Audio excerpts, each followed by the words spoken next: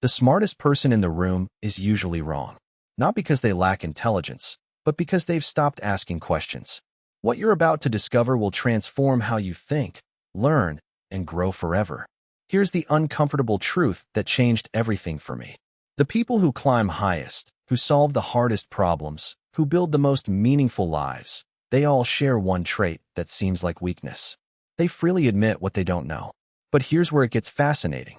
This isn't just some feel-good philosophy. Researchers at Duke University discovered that intellectual humility, the willingness to acknowledge the limits of your knowledge, directly correlates with better decision-making, stronger relationships, and faster learning. Yet most of us spend our entire lives pretending we have all the answers. Why? Because somewhere along the way, we learned that admitting ignorance means admitting failure. But what if that belief is the very thing holding you back from the wisdom you're seeking? Let's trace this idea back to its ancient roots. 2,400 years ago, Socrates stood in the Athenian marketplace and made a declaration that would echo through centuries. I know that I know nothing. This wasn't false modesty. The oracle at Delphi had just proclaimed Socrates the wisest man in Athens, and he set out to prove it wrong. He questioned politicians, poets, and craftsmen, all of whom claimed expertise. What he discovered changed philosophy forever. Everyone he met believed they possessed knowledge they didn't actually have. Socrates realized his only advantage was recognizing his own ignorance. If this resonates with you already, drop a like, so I know to keep going deeper. Now here's the twist nobody expected. This ancient insight wasn't just philosophical musing. Modern neuroscience has validated what Socrates intuited. When we admit we don't know something, our brains literally open up to new information. Now let me show you this from a completely different angle. Imagine you're a surgeon about to perform a complex operation. Would you want the surgeon who confidently says they know everything, or the one who admits uncertainty and double-checks every step? Studies from Johns Hopkins found that doctors who demonstrate intellectual humility make 40% fewer diagnostic errors. Here's why this matters for everyone, not just surgeons. The moment you say, "I know this," your brain shifts into confirmation mode. You stop processing contradictory information. You become blind to your own mistakes. But when you say, "I'm not sure, let me think about this," something remarkable happens. Your prefrontal cortex activates differently. You become genuinely curious. You start seeing nuances you would have missed. This is the humility advantage in action, and it applies to every decision you'll ever make. But here's where the stakes get even higher. In 2011, a team of psychologists conducted an experiment that would reshape our understanding of learning. They divided students into two groups and gave them the same difficult test. The first group was told smart people just know the answers. The second group heard something different. That intelligence means asking good questions and being willing to say, "I don't know." The results were staggering. The second group didn't just score higher on that test. 6 months later, they showed triple the retention of material. Triple. What separated them wasn't ability. It was permission. Permission to not know. Permission to be wrong. Permission to ask questions others might think are stupid. And this permission unlocked something profound. The fastest learners in the world aren't the ones with the most answers. They're the ones most comfortable with uncertainty. But everything I've just told you, that's only half the story.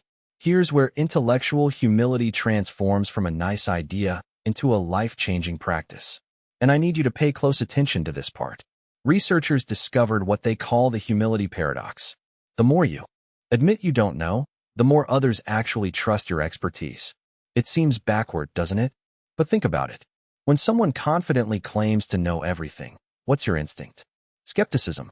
But when someone says, "Here's what I know, here's what I'm uncertain about, and here's what I'm still learning," they become instantly more credible. This is why the most respected leaders, the ones who build lasting influence, are almost always the ones who ask more questions than they answer. Subscribe if you want to see how this completely changes everything we think about success. The next insight builds on this foundation in ways you won't expect. Now here's the practical framework that ties everything together. 3 questions that transformed how researchers, CEOs, and thought leaders approach every problem. First, what am I assuming that might not be true? This question alone has prevented billion-dollar mistakes. Second, what would change my mind about this? If you can't answer this, you're not thinking, you're defending. Third, who disagrees with me? And what might they understand that I don't? This question is the hardest. It requires genuine humility. But here's what nobody tells you. These questions feel uncomfortable at first. Your ego will resist. You'll feel vulnerable admitting you might be wrong. That discomfort? It's the feeling of growth. It's your brain literally rewiring itself for wisdom. Drop your prediction in the comments right now.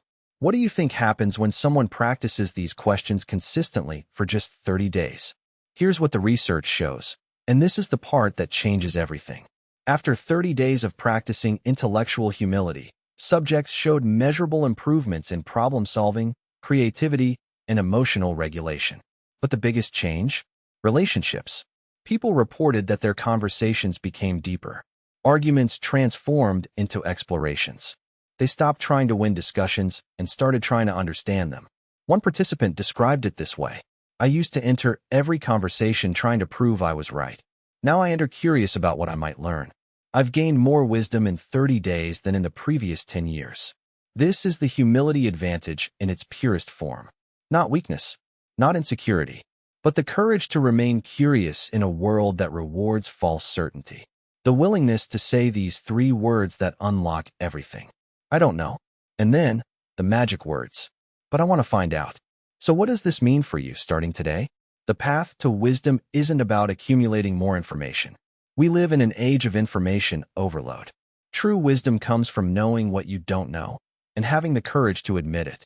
Every time you say, I don't know, but I'm curious, you're not showing weakness. You're demonstrating the intellectual courage that separates genuine learners from mere collectors of facts. The ancient philosophers knew it. Modern science confirms it. And now you have the framework to practice it. Ask yourself tonight, what am I pretending to know that I don't actually understand? That question, answered honestly, is worth more than 100 books read defensively.